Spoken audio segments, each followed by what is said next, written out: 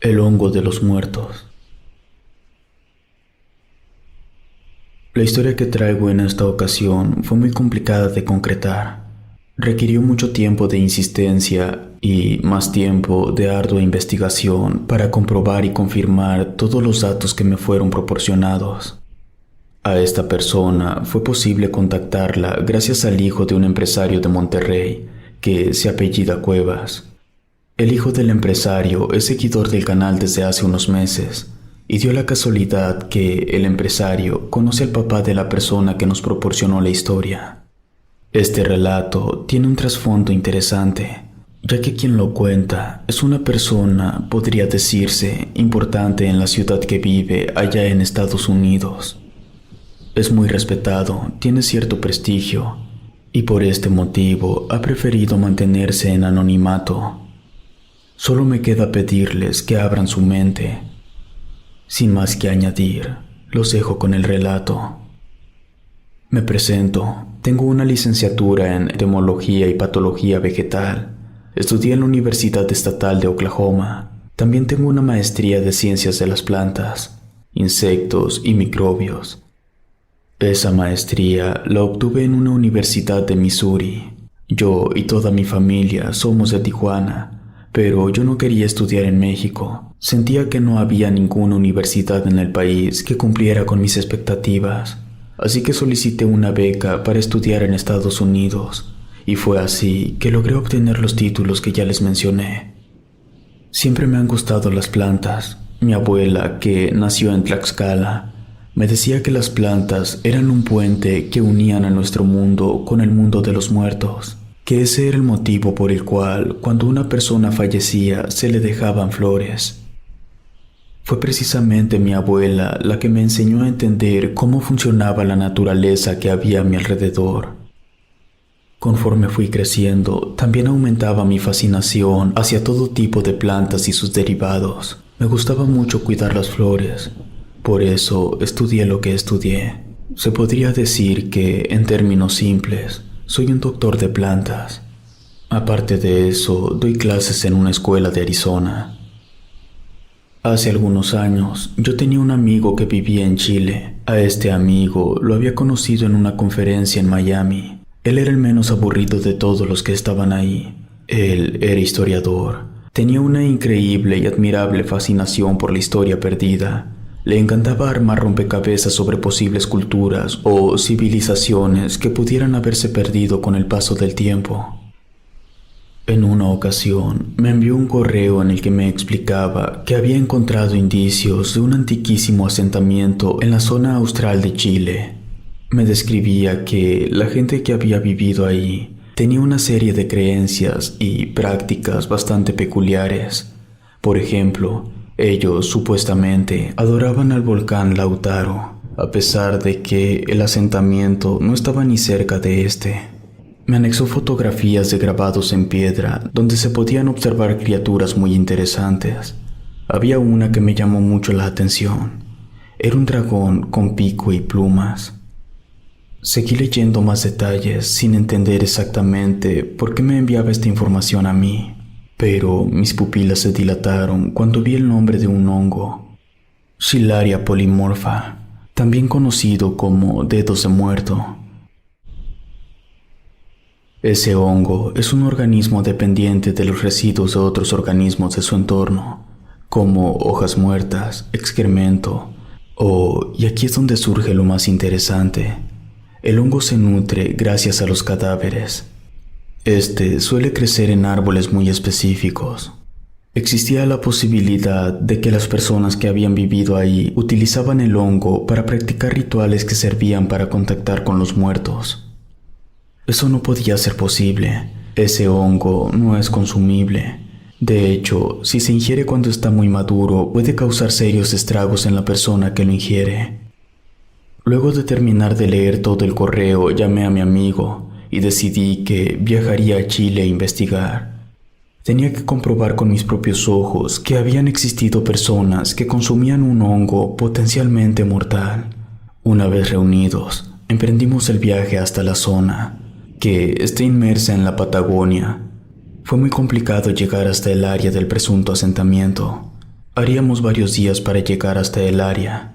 Tuvimos que llevar todo para acampar. Las mochilas que llevábamos iban muy cargadas. Atravesamos una muy extensa zona boscosa. Rodeamos una montaña y utilizamos una balsa inflable para cruzar el agua. Solamente fuimos él y yo, sin guía ni nadie más. Él no le habló a nadie sobre el tema, únicamente a mí. Tardamos 4 días en llegar hasta el lugar. El área estaba cubierta por grandes árboles que impedían ver el cielo.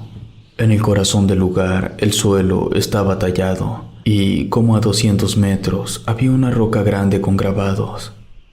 No sé mucho sobre cómo hacer una correcta interpretación de cualquier tipo de dibujo o representación gráfica, pero a lo que entendí, los grabados en la roca contaban una historia en la que el alma de los muertos viajaba hasta una montaña a lo lejos y que la única forma de mantener contacto con esos muertos era haciendo el ritual con el hongo.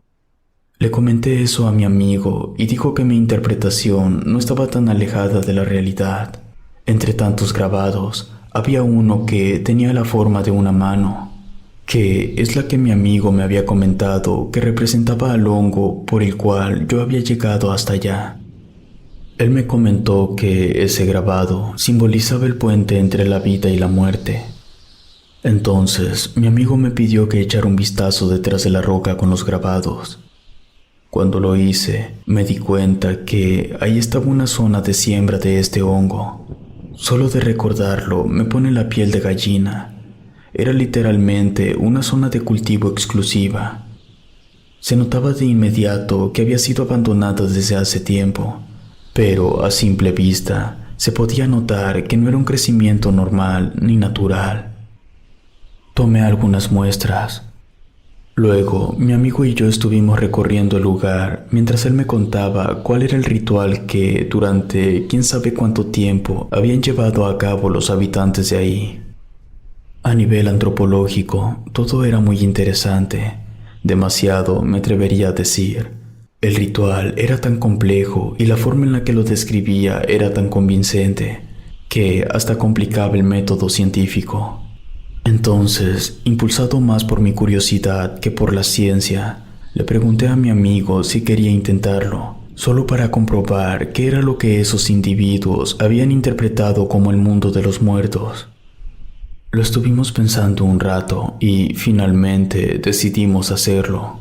No les puedo decir cuál es el ritual que se tiene que realizar, y no lo hago por 3 motivos. El primero es que cualquier cosa que se ejecute mal, por más insignificante que parezca, terminará con una muerte 100% asegurada y de una forma muy dolorosa.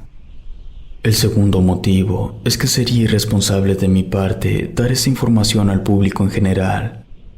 Y el tercero es que le estaría faltando a la memoria de mi amigo. Entonces, ya que hicimos todo el ritual, obtuvimos unas cuantas gotas de un líquido negro que apestaba a cuervos muertos. Para poder ver el plano de los muertos, teníamos que ponernos esas gotas en ambos ojos. Nos mantuvimos quietos durante 1 hora aproximadamente y no pasó nada. Estábamos decepcionados. Lo primero que se me vino a la mente es que seguramente los chamanes de la zona lo único que hacían con el ritual era preparar el hongo para que no fuera mortal y así poder ingresarlo al cuerpo sin riesgo, y el resto solo lo fingían. Pero mi amigo dijo que no, que seguramente algo habíamos hecho mal. Yo guardé mis muestras y nos preparamos para acampar. Hasta el día siguiente iniciaríamos el camino de regreso.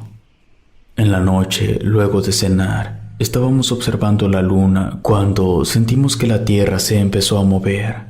Entré en alerta pensando que pudiera tratarse de un sismo o algo, pero el movimiento se desplazó. Me refiero a que la tierra que estaba debajo de nosotros dejó de moverse y empezó a moverse otro pedazo de tierra más adelante.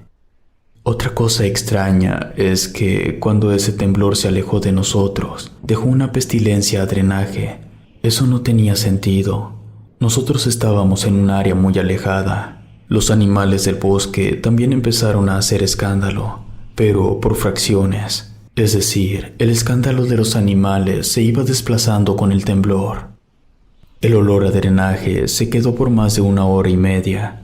Intentar dormir con esa pestilencia y con el escándalo de los animales fue algo en verdad complicado. En la mañana nos dimos cuenta de una cosa de la que no nos habíamos percatado durante la noche. El mini temblor había abierto diminutas grietas en la tierra, y de esas grietas salían unas gotas de un líquido negro. Ese líquido era el que apestaba. No queríamos quedarnos a investigar, así que empacamos todo y empezamos a caminar. Estando en la orilla del río, preparamos nuestra balsa inflable. Nos distrajimos un momento porque mi amigo se dio cuenta que a unos pocos metros había un pozo abierto. Ese pozo no estaba ahí cuando llegamos la primera vez. En la tierra había marcadas unas huellas como ganchudas. Iniciaban en el pozo y se perdían en el agua. Mi amigo y yo estábamos observando ese extraño pozo cuando de la nada se desataron fuertes vientos y mucha lluvia. Quisimos subir a la balsa inflable, pero ya se había adentrado en el agua y no podíamos alcanzarla. Teníamos que encontrar una forma de cruzar el río para volver a casa, pero en ese momento lo más importante era encontrar un lugar para resguardarnos. Caminamos por 6 kilómetros hasta llegar a donde el río desembocaba en un cuerpo de agua. Ahí cerca había un desnivel en la tierra y en la parte más baja se formaban unas cuevas. Nos estábamos acercando cuando vimos que del interior de una de las cuevas salió una mujer de piel pálida, muy delgada, despeinada y descalza. Además, tenía 2 ganchos que le atravesaban los hombros. Nos detuvimos. Lo que estábamos presenciando era muy extraño. A la mujer le costaba mucho trabajo caminar. Entonces nos dimos cuenta que cada gancho tenía una cadena y esas cadenas estaban sujetando algo porque podíamos escuchar un arrastre de algún objeto pesado.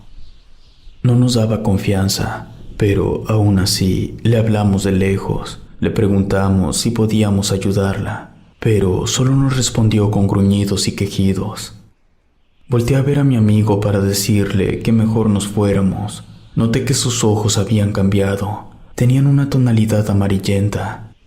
Se lo comenté y cuando volteó a verme, me dijo que mis ojos también estaban amarillos. La única explicación que se nos ocurrió es que significaba que el ritual del hongo había funcionado. El problema era que, entonces, la mujer que estábamos viendo no pertenecía al mundo de los vivos.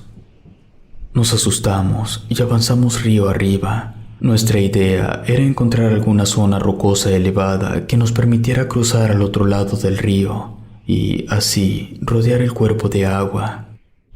Tardamos 3 horas en cruzar el río. Lo bueno fue que ya tenía rato que había dejado de llover.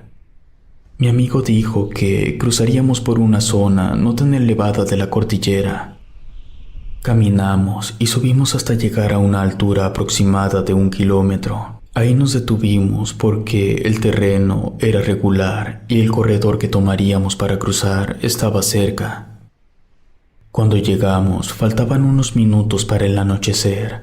Desde ahí teníamos una vista increíble. Aprovechando la buena visibilidad que teníamos, hicimos cuentas y resultó que tardaríamos un día entero para llegar a la montaña que teníamos que rodear. Esto tomando en cuenta que solo nos podíamos mover durante el día y que debíamos de parar a comer un poco y tomar agua. La noche pasó con normalidad y al amanecer continuamos nuestro camino.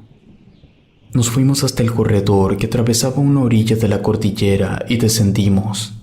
Cerca de ahí encontramos un riachuelo y aprovechamos para rellenar de agua nuestras botellas.